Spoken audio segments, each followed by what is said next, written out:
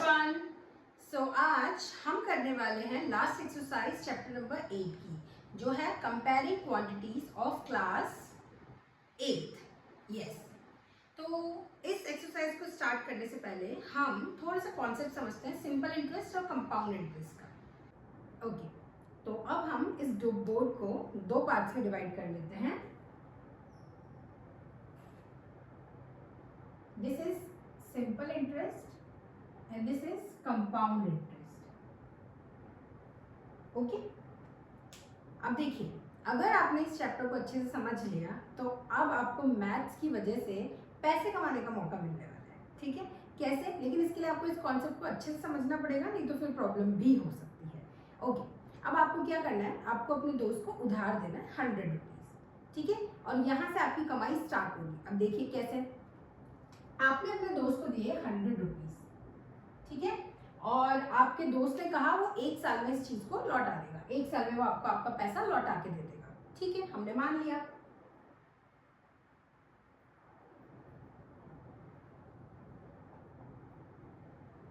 Okay, दोस्त को हमने दिए 100 रुपीज और दोस्त ने कहा वो 1 साल में हमको लौटा देगा। गुड, हमने कहा लेकिन जब आप मुझे 1 साल में अपना पैसा लौटाओगे, मेरा पैसा इतने टाइम तक आप अपने पास रखोगे और फिर लौटाओगे, तो आपको मुझे इंटरेस्ट देना पड़ेगा। अब दोस्त ने पूछा ये इंटरेस्ट क्या होता है, तो हमने कहा इंटरेस्ट मतलब मेरा पैसा जो आपने इतने टाइम तक अपने पास रखा, तो आपको उसके बदले में मुझे थोड़ा एक्स्ट्रा पैसा देना पड़ेगा। ठीक है, और उसने कहा ठीक है, तो इंटरेस्ट कितना लोगे तुम? तो आपने कहा मैं इंटरेस्ट लूंगा 10%। ठीक है, अब दोस्त भी तो तुम्हारा ही दोस्त है ना, उसको तो समझ में आई नहीं ये बात, क्योंकि चैप्टर तो उसने अभी तक पढ़ा नहीं है। ओके, तो आपने कहा 10%, उसने बोला 10% का क्या मतलब है? तो अब पहले तो आप समझो 10% का क्या मतलब है।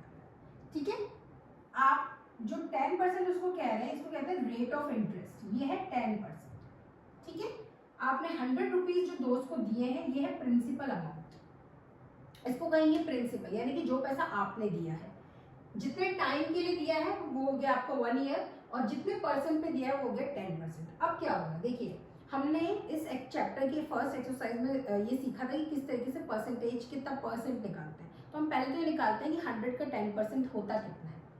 10% ऑफ 100। ठीक है, तो ये हो गया 10/100 मल्टीप्लाई बाय 100। तो 100 से 100 कटा तो बचा 10, यानी कि 10 रुपीज। इसका ये मतलब हुआ कि 1 साल बाद जब आपका दोस्त 100 रुपए लौटाएगा, तो उसको 100 रुपए के साथ आपको 10 रुपए एक्स्ट्रा देने पड़ेंगे। ये 10 रुपए क्या है? इंटरेस्ट है। अब सपोज कीजिए कि आपका दोस्त नहीं लौटा पाया 1 साल बाद भी, वैसे तो बहुत छोटा सा अमाउंट है, लेकिन फिर भी हम मान लेते हैं कि 1 साल बाद भी उसके पास 100 रुपीज नहीं थे। तो अब ऐसे केस में हम क्या करेंगे? इस केस में हम उससे कहेंगे ठीक है, आप मुझे 10 रुपीज दे दीजिए, 100 रुपीज के लिए मैं आपको 1 साल का टाइम और दे देता हूँ। ओके, तो आपके दोस्त ने बोला ठीक है। अब अगले साल जब आपका दोस्त आपको पैसा लौटाएगा, तो फिर वो आपको क्या देगा? अगले साल वो आपको 100 रुपीज भी देगा प्लस 10 रुपीज और देगा, और ये 10 रुपीज जो आप उससे पहले ही ले चुके हैं पहले ही साल में, अगर हम इसको भी काउंट कर लें, मान लो अगर उसने उस साल कुछ भी नहीं दिया, उसने ये कह दिया कि भाई मेरे पास तो 10 रुपए भी नहीं है अभी देने के लिए, तो हमने बोला ठीक है, फिर अगले साल तुम्हें पैसे देने पड़ेंगे फिर से 10% इंटरेस्ट के साथ। इसका मतलब ये होगा अब अगले साल वो आपको 100 रुपीज देगा, पहले साल के 10 रुपीज देगा और दूसरे साल के 10 रुपीज भी देगा, यानी कि वो अब आपको देगा 120 rupees. How to write this? 120 rupees वो आपको देगा 1 साल का। ये हुआ simple interest. Is it clear? इसी तरीके से अगर आपका दोस्त 1 साल, 2 साल, 3 साल, 4 साल, 5 साल, जितने भी साल बाद आपको पैसा लौटाएगा, हर साल के 10-10 रुपए वो आपको देगा। सपोज कीजिए अगर वो 5 साल बाद पैसा लौटा रहा है, तो 50 रुपीज वो देगा, 100 रुपीज तो देगा ही देगा, उसके साथ में 50 रुपीज आपको एक्स्ट्रा देगा। ये हुआ सिंपल इंटरेस्ट। लेकिन अगर आप कंपाउंड इंटरेस्ट और ज्यादा पैसा कमाना चाहते हैं, तो आपको जाना चाहिए कंपाउंड इंटरेस्ट में। कंपाउंड इंटरेस्ट का क्या मतलब है? अब आप देखिए, पुराने जमाने में कंपाउंड इंटरेस्ट की वजह से बड़े बड़े जो जमींदार होते थे, जो लैंडलॉर्ड्स होते थे, वो बेचारे किसानों की पीढ़ी के बाद पीढ़ी, मतलब जैसे पापा ने पैसा लिया लेकिन पापा नहीं दे पाए, उसके बाद बेटा भी नहीं दे पाता था, तो उसका बेटा, ऐसे करके पूरी पीढ़ियां उनके पैसे ही चुकाती रह जाती थी और पैसे कभी खत्म ही नहीं होते थे। आपको पता है क्यों?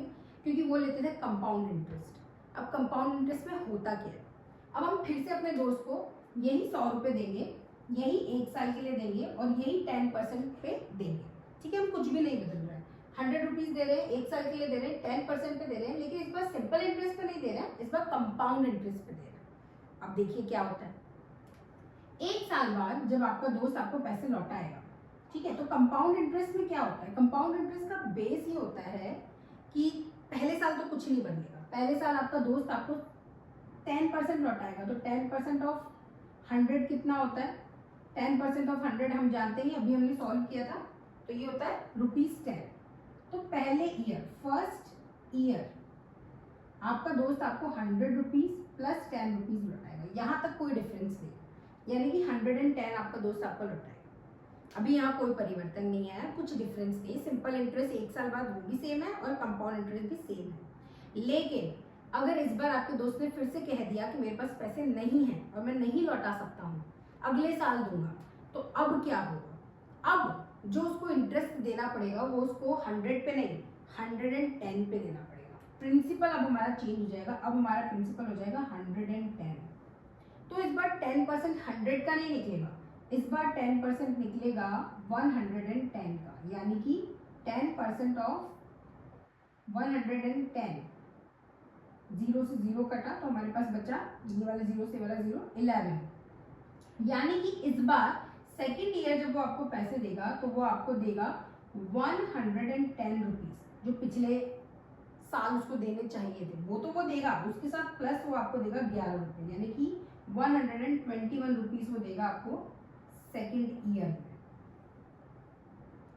देखो यहाँ से बात बदल गई, यहाँ पर सेकेंड ईयर में वो हमें सिर्फ 120 रुपये दे रहा था, यहाँ पर बात हो गई 121 रुपये, यानी कि 121 रुपीज हो गए उसके पास।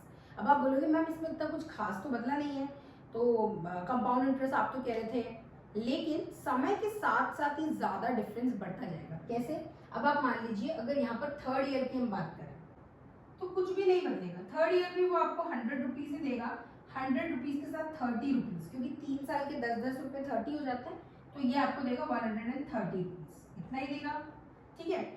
लेकिन अगर हम बात करें कंपाउंड इंटरेस्ट की, तो अब कंपाउंड इंटरेस्ट 121 पे कैलकुलेट होगा।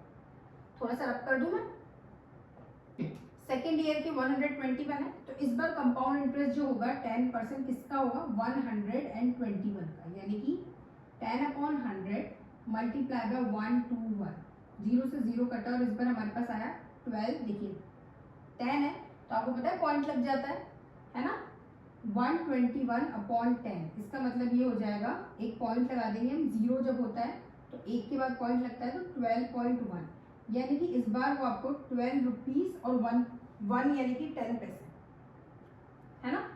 अब पैसों को तो चलो हम कैलकुलेट नहीं करते या मैथ्स है, ठीक है, तो इस बार वो आपको क्या देगा, 12 रुपीज देगा। तो इस बार आपका जो थर्ड ईयर पे इंटरेस्ट हो जाएगा वो क्या हो जाएगा, वो हो जाएगा 121 पिछले साल का प्लस 12.10, यानी कि आप इसको ऐड करेंगे तो हो जाएगा 133.10। अभी यहाँ से बदल गया, यहाँ से 3 रुपये ज्यादा है ना, यहाँ 130 था, वहाँ पर 133 है। इसी तरीके से जैसे कि जैसे आप ईयर्स बढ़ाते जाएंगे ये चीज़ और बढ़ती जाएगी।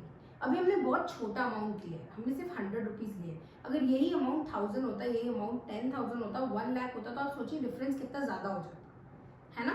तो ये होता है सिंपल इंटरेस्ट और कंपाउंड इंटरेस्ट में डिफरेंस। अच्छा, स्टार्टिंग में मैंने कहा था कि आपके लिए पैसे कमाने का तरीका है, आप अभी ऐसा कुछ भी नहीं करेंगे, वो सिर्फ मजाक था, ठीक है, क्योंकि अभी ये कॉन्सेप्ट आपके लिए समझना ही मुश्किल है, आप पहले तो समझिए, ओके, वो सब मजाक था पैसे कमाना।